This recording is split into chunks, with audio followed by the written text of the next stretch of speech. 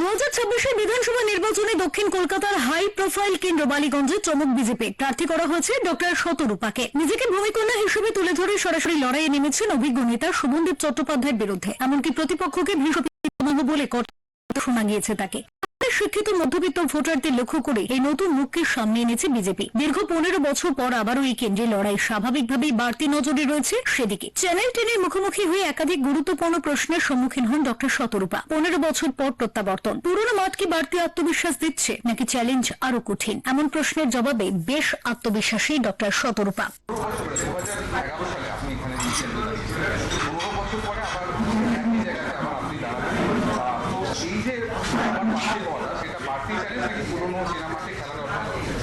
Challenge তো জীবনটাই, সেটা নিয়ে আমার কিছু বলার নেই। আমি 15 বছর আগে দাঁড়িয়েছিলাম, মাঝখানে আমি কোথাওই দাঁড়াইনি। আমি পার্টির অন্যান্য কাজে, সংগঠন বলুন কি স্পোক্সপারসন বলুন, বিভিন্ন কাজে ছিলাম। এইবার হঠাৎ করে আমাকে দিয়েছে। আমি একটু ইনিশিয়ালি সারপ্রাইজ হয়ে গেছিলাম, কারণ আমি জানতাম না যে আমাকে কনসিডার করা হচ্ছে। তো ন্যাচারালি বড় দায়িত্ব, এবং এই পদ্মফুল ফোটে পাঁকটা তৈরি হয়ে গেছে বালিগঞ্জে। এইবার পদ্মফুল ফোটার সময় হয়েছে।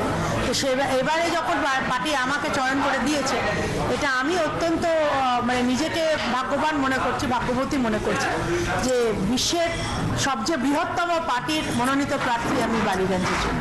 যে বালিগঞ্জ আমার জন্মস্থান, আমার বড় হয়ে ওঠা, আমার কর্মস্থান, সবকিছুই বালিগঞ্জ। সংখ্যালঘু ভোট বালিগঞ্জের বড় ফ্যাক্টর। সেই সমীকরণ কিভাবে সামলাবেন তাও জানালেন তিনি।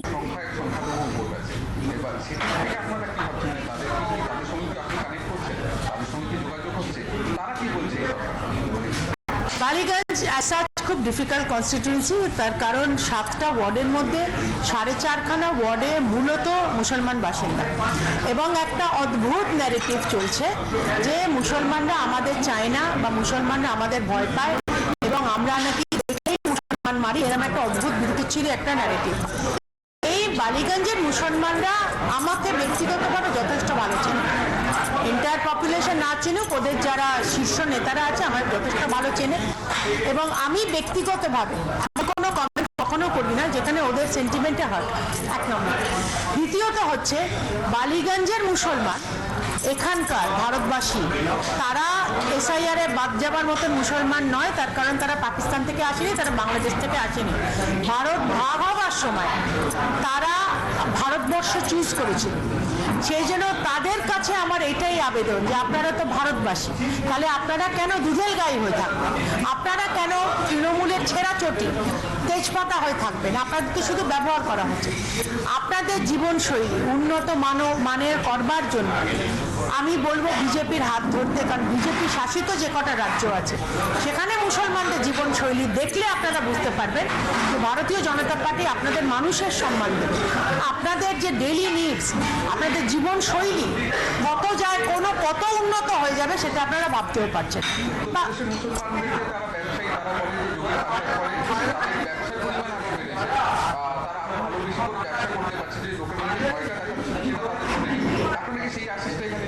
একদম তাই দিচ্ছি, একদম। আমি ইনফ্যাক্ট অনেক মুসলমান আমার সঙ্গে দেখাও করতে এসেছে। আমিও তো ঘুরি ওখানে।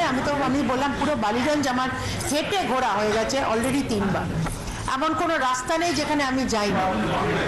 তো সেখানে মুসলমানদের সঙ্গে দেখা হচ্ছে, এবং আমার যখন পদযাত্রা হচ্ছে প্রচুর মুসলমান এসে আমার সঙ্গে কথা বলছে। অনেক মুসলমান ওপেনলি না এলেও আলাদা এসে আমার সঙ্গে দেখা করেছে, আমি নামগুলো বলতে পারবো না।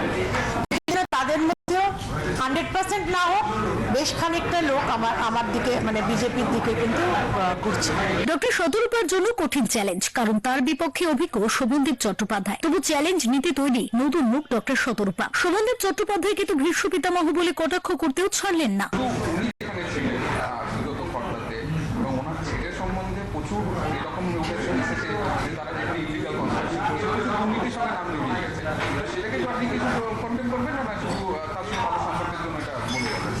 আমার সঙ্গে ভালো সম্পর্কের জন্য নয়, আমার যা রুচি, আমার শিক্ষা দীক্ষা, আমার পারিবারিক আপব্রিঙ্গিং বলে যে কাউকে ব্যক্তিগত আক্রমণ করার দরকার নেই। তার কারণ আমি তো আমার পার্টিগত আদর্শ নিয়ে যাচ্ছি মানুষের কাছে, এবং বাকি রইল দুর্নীতির কথা। আমি প্রেস কনফারেন্সেও বলেছি যে শোভনদেব চট্টোপাধ্যায়ের অবস্থা ভীষ্মের মতন। ভীষ্ম যেখানে হস্তিনাপুরের সিংহাসন বা এর সঙ্গে আবদ্ধ ছিলেন, সেই জন্য কৌরবদের বিরুদ্ধে উনি কিছু বলতে পারেন, অনেক সময় তার নিজের ভাইপোর বিরুদ্ধেই কিছু বলতে পারেন।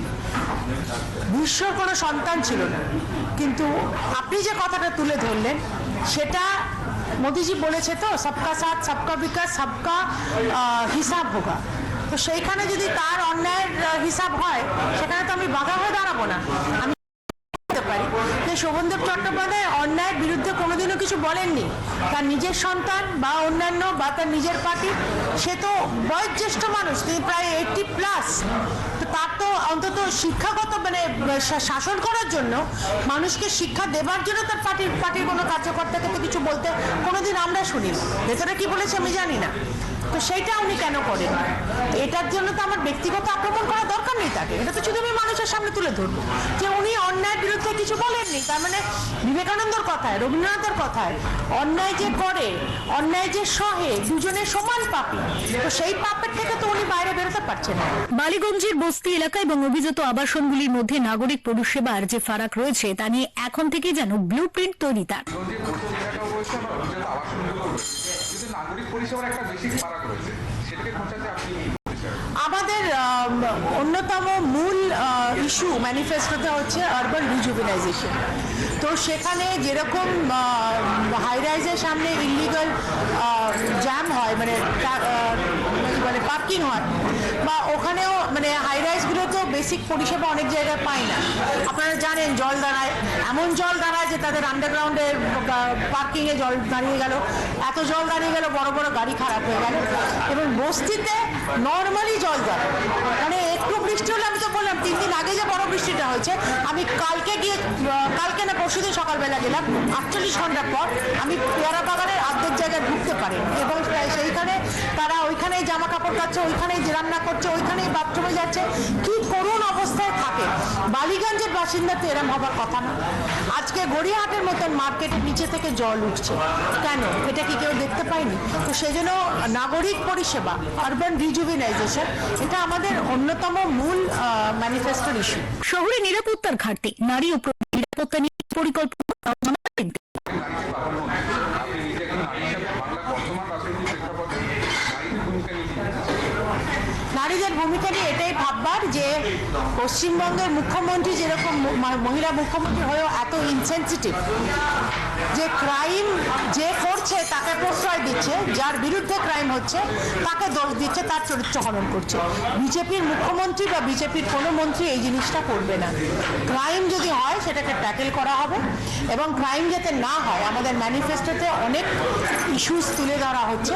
যেমন দুর্গা বাহিনী তৈরি হবে, ইমিডিয়েটলি মহিলাদের প্রোটেকশনের জন্য ট্রাভেলের একদম ফ্রি করে দেওয়া হচ্ছে। রাজ্য সরকারের যে পরিবহন সিস্টেমে সেটা ফ্রি করে দেওয়া হচ্ছে। যারা নিরুপায় হয় 1,500 টাকা পায়, তারা 3,000 টাকা পাবে।